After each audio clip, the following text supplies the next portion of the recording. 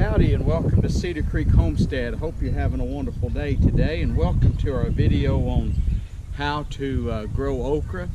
And what I do, I like the crimson spineless okra. That's the variety that I plant. The plants don't get real tall, and they don't seem like they itch me so bad. I've planted several varieties before. The longhorn type, it'll get real big.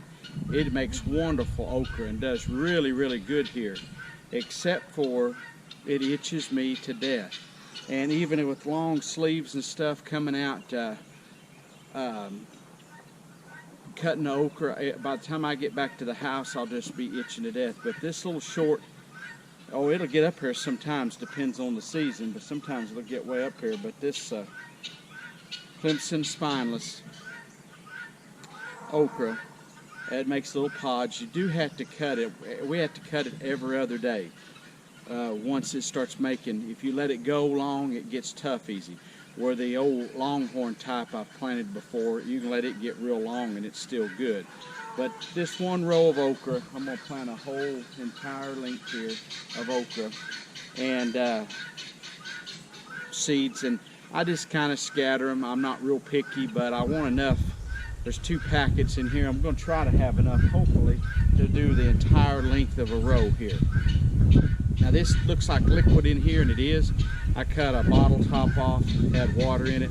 I poured my seeds in there. I let them soak. They're starting to sprout. They got little sprouts. You wouldn't be able to probably see it on camera, but they got little white spot starts coming out, and that's actually trying to sprout. But if you let them soak, it's my opinion that they do better.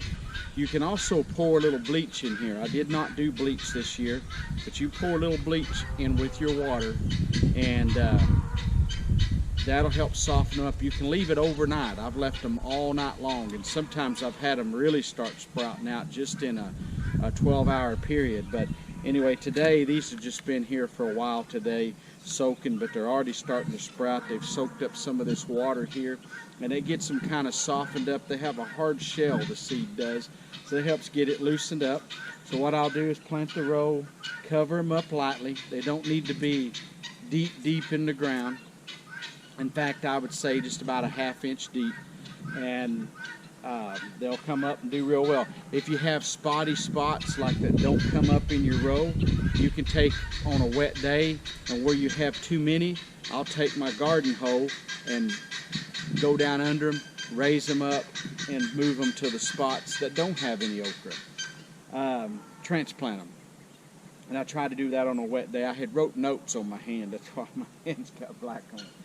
But anyhow, I've been out here messing with the garden, and I thought I'd go ahead and plant my okra while I had a good day. So I'm going to call this How to Plant Okra. If you've grown okra, this ain't going to help you none, but if this is your first year to grow okra, or you're just wondering how a 50-year-old Okie does okra, this is how I do it here, and this is my preferential way. We love okra. We eat a lot of okra. We freeze it and put it in the freezer so we can eat on it all winter. And then we also pickle some of it. I like pickled okra, but mostly to eat it fried. And Josie, maybe she'll show some videos. She fries okra, and she even fries it without breading, and I really like that too. Anyway, I'm gonna put this in the ground and see how it goes here. Got me a trench down through here, and I got my little seeds, drain the water off, and I'm just gonna slowly let the seeds go.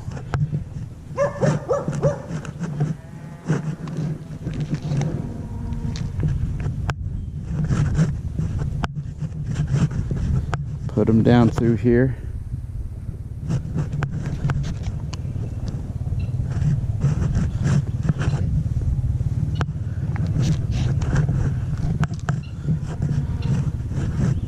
I'm not real picky on how thick